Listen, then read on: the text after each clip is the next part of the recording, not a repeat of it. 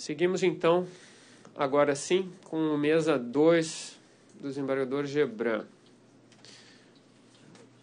com a presença do Dr. Cristiano Zanin, pelo embargante Luiz Inácio Lula da Silva. Com a palavra, desembargador Gebran. Senhor presidente, trata-se de embargos. Eu vou perder um pouquinho mais de tempo nesse pedido de preferência do que os demais, embora pudéssemos ter feito um encaminhamento tão singelo quanto os anteriores. Pois bem, trata-se de embargos de declaração, aonde são opostos pelo Real Luiz Inácio Lula da Silva, também por José Aldemário Pinheiro Filho e por Paulo Tarcísio Okamoto, aonde são trazidos quase 4 dezenas de fundamentos pelos diferentes embargantes acerca do acórdão proferido por essa turma no dia 24 de janeiro do corrente ano. Pois bem, eu examinei todos os tópicos no que diz respeito aos pontos invocados por cada um dos embargantes. Vou fazer uma breve remissão. Tratei dos tópicos tanto naqueles que falam em omissão, quanto aqueles que falam de contradição ou mesmo de obscuridade. Fiz apontar em cada um dos tópicos o item próprio do voto da minha relatoria, objeto de insurgência por cada um dos embargantes, seja no que diz respeito à competência, fazer remissão ao item 2.1, também 2.1.2 do meu voto, também no que diz respeito à suspeição do magistrado, fazendo remissão ao item próprio do voto do dia 24, item 2.2.4, assim como suspeição dos procuradores da República, também faço remissão a diversos pontos já destacados, item 2.3 do meu voto, acerca do cerceamento de defesa, item 2.4, 2.5, 2.6 do voto proferido por essa turma. Também faço menção a um argumento sobre a sessão de julgamento do dia 24, onde foi invocada a questão da paridade das armas, e Vossa Excelência decidiu na oportunidade, senhor presidente, e trago a colação ao regimento interno, sobre questão da omissão da prova comum relativamente que teria se deixado de manifestar sobre tese sustentada pelo coapelante Paulo Okamoto, motivo qual eu não conheci no ponto os embargos. Quem é o embargante é outro réu que não o Paulo Okamoto. Também faço remissão aqui sobre omissões, obscuridades, contradições em relação ao mérito e em diversos pontos, e trago aqui os diversos aspectos levantados nos embargos e que já tinham sido objeto de tratamento no voto que exarei naquela sessão de julgamento.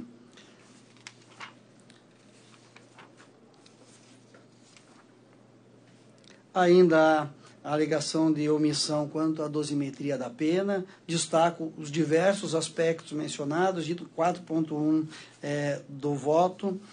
Transcrevo trechos do voto que tinha sido proferido. Também sustento haver omissão quanto à aplicação do parágrafo 1º do artigo 317 do Código Penal para a fixação da pena.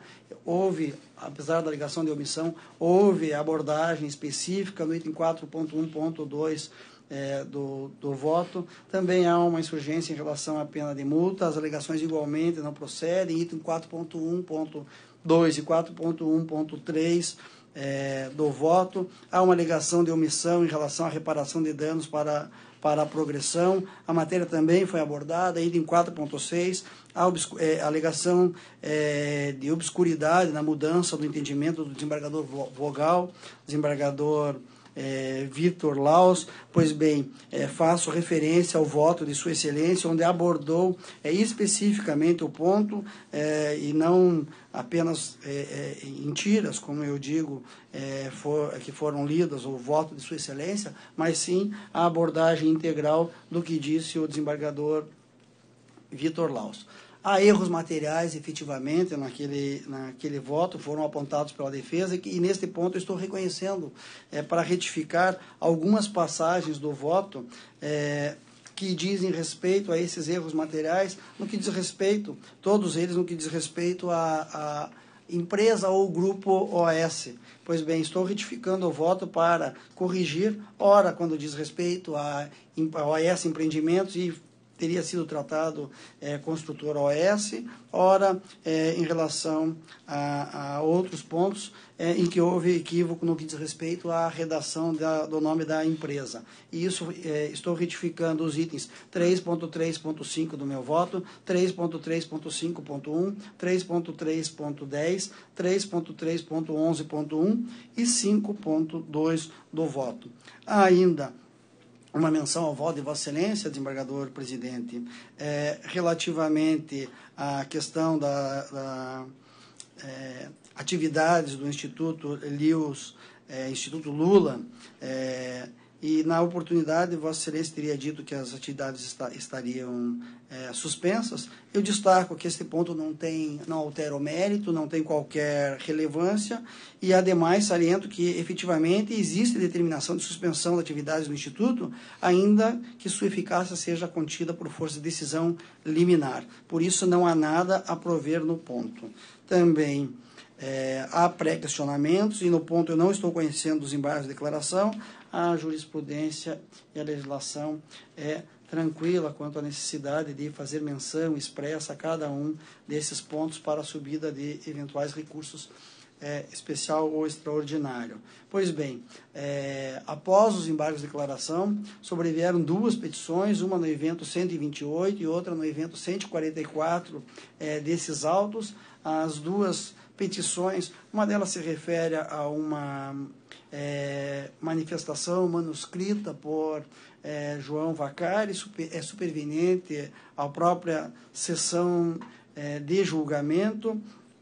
A outra manifestação também diz respeito a outro aspecto relacionado à prova, em relação a depoimento prestado por Márcio Faria da Silva, e também um pedido de conversão do julgamento em diligência.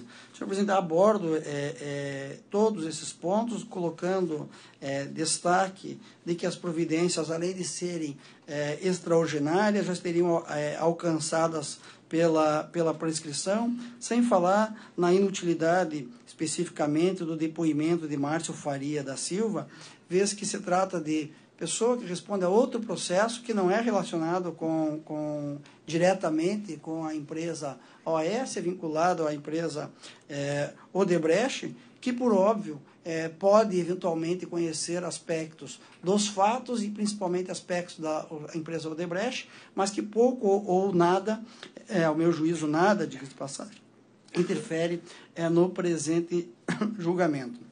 Há também embargos de declaração à defesa de José Aldemário Pinheiro, no que diz respeito à dosimetria da pena. Eu também não estou provendo esses embargos de declaração.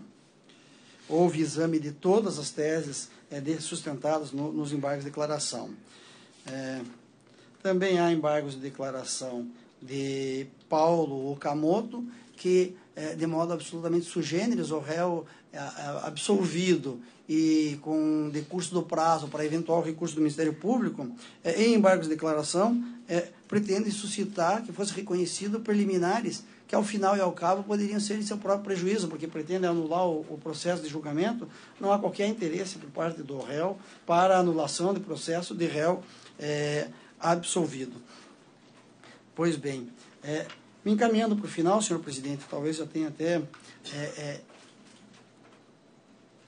descrito e narrado mais do que o necessário. Eu estou votando por conhecer em parte dos embargos opostos por Luiz Inácio Lula da Silva e por José Aldemário Pinheiro, e nesta extensão dar-lhes parcial provimento, sem produzir, todavia, qualquer alteração no provimento julgado, por força dos erros materiais. Não estou conhecendo as petições dos eventos 128 e 144, e não estou conhecendo os embargos de declaração de Paulo Tarcísio Okamoto. É como eu voto, senhor presidente.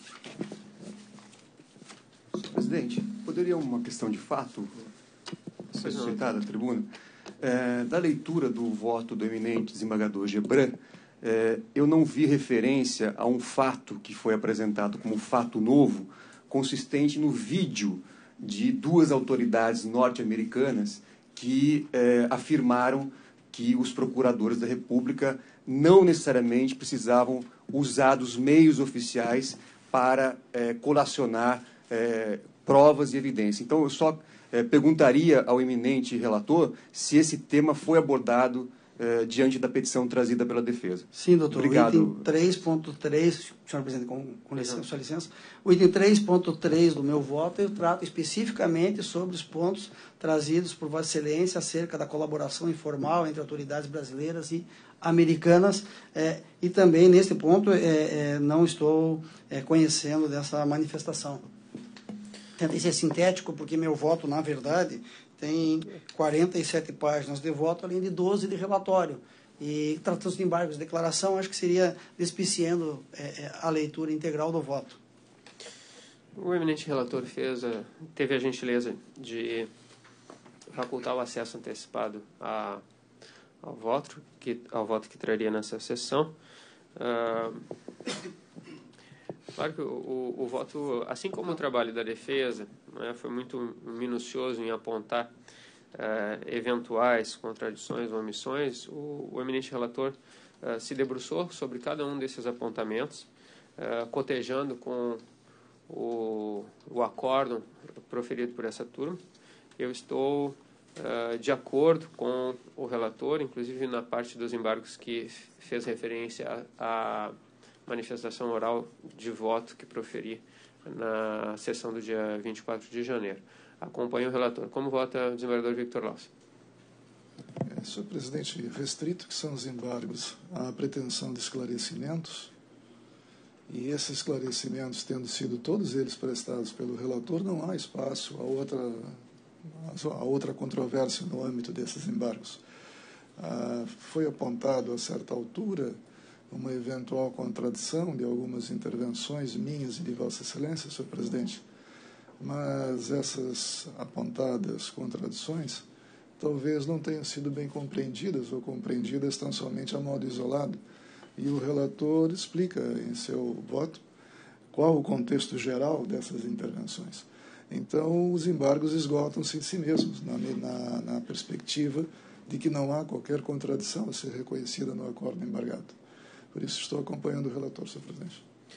Desse modo, no processo trazido em mesa pelo desembargador Gebran sobre o número 2, a turma decidiu a unanimidade nos termos do voto do relator, conhecendo em parte dos embargos, e nesta parte dando parcial provimento, sem, contudo, que haja qualquer efeito modificativo. Não foram conhecidas as petições dos eventos 128 e 144, e não foram conhecidos os embargos de declaração de Paulo Okamoto. Foram conhecidos e decididos como referi os embargos de Luiz Inácio Lula da Silva e José Adelmário Pinheiro Filho.